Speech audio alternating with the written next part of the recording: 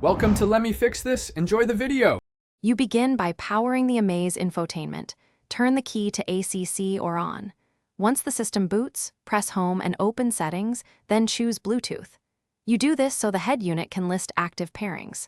Make sure the phone is nearby and awake, otherwise the car's system may hide it. These steps let you see the exact device name and connection status, which is essential before you attempt removal.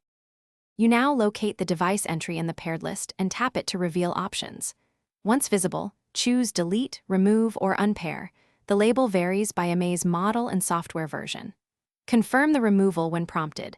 This tells the car to erase the device profile and stop automatic reconnections. If the device is connected, the system may first disconnect audio or calls, then complete the erase.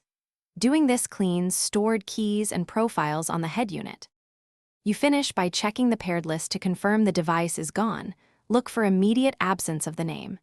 If it still appears, restart the infotainment system and repeat removal. Soft resets clear cache states.